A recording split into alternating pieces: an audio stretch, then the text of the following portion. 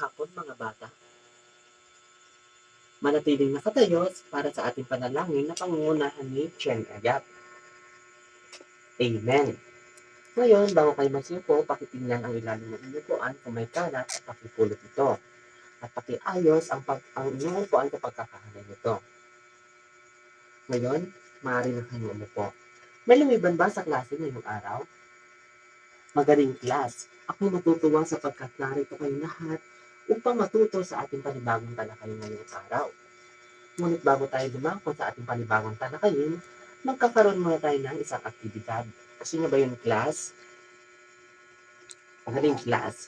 So ganoon, hahatiin ko lamang ang klase sa dalawang grupo. Ito ang unang pangkat at ito naman ang pangalawang pangkat. Paunahan lamang kayo buuin ang salita na nakalagay sa kahon.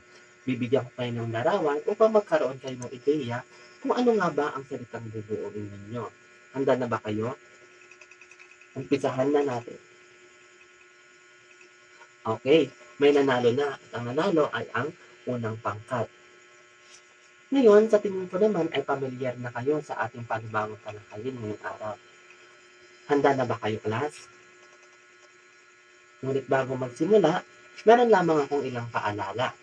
Umupo ng maayos, makinig sa guro, at itaas ang kamay kung may kasagutan o may gustong sabihin. Ngunit ano nga ba ang ating tatalakayin ngayong araw? Jerickson? Tama.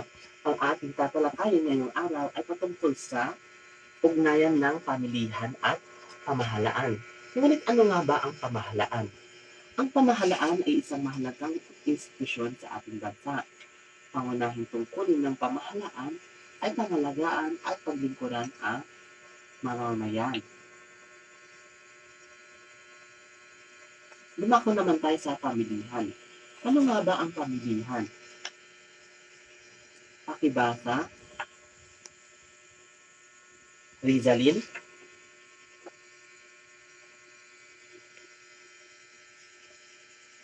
Bagamat ang pamilihan ay isang organisadong sistemang pang-ekonomiya, may mga pagkakataong nahaharap ito sa pagkabigo o ang tinatawag na market failure. Sa pagkakataong ito, kinakailangan ng pangingialam ng pamahalaan sa pagpapatakbo ng pamilihan. Ngunit kailan nga ba nagaganap ang market failure? Pakibasa. Rosalinda? Maraming salamat, Rosalinda. Ang mga consumer ay hindi nakakabili kapag ang presyo ng kalakal ay sobrang taas. Samantalang nalulugi naman ang mga producer kapag ang presyo ng kalakal ay sobrang baba. May pagkakataon na ang ekwilibriyong presyo at ekwilibriyong dami ay hindi pantay o tama sa tingin ng producer at consumer. Sa pagkakataong ito, pumapasok ang pamahalaan. Ano nga ba ang price ceiling? Pakibasa.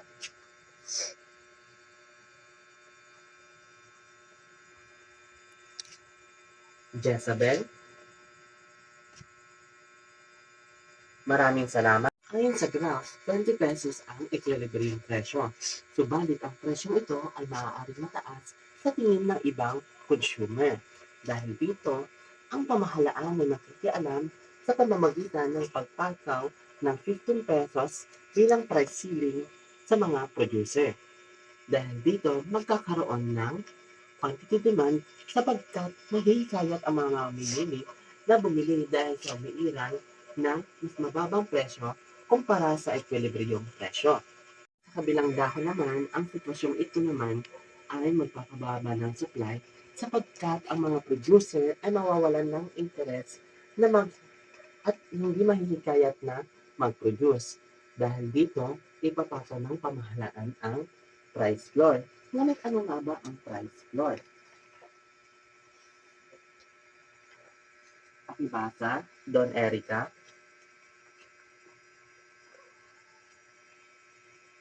Maraming salamat.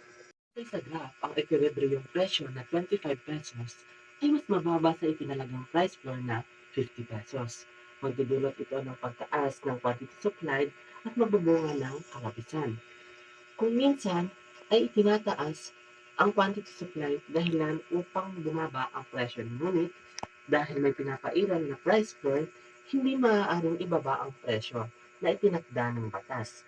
Malinaw na ang price floor ay nagdudulot ng kalabisan.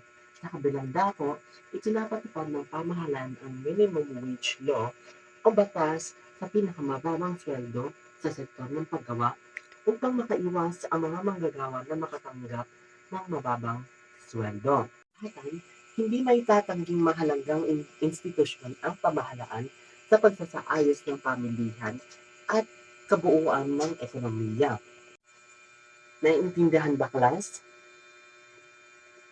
Nakinig ba ang lahat? May katanungan ba? Kung gayon, ako naman ang magtatanong sa inyo. Ano nga ba ulit ang price ceiling at price floor? Shantay? Magaling. Ano naman ang implikasyon ng pag-aaral na ito sa iyong pang-araw-araw na pamumuhay? Jerickson? Magaling. Sa tingin ko naman ay nakinig kayo ng maayos sa ating talakayan ngayong araw. Ngayon, maghanda ng isang malinis na papel at ballpen sapagkat magkakaroon tayo ng pagsusulit. Isulat ang inyong pangalan, section, at subject.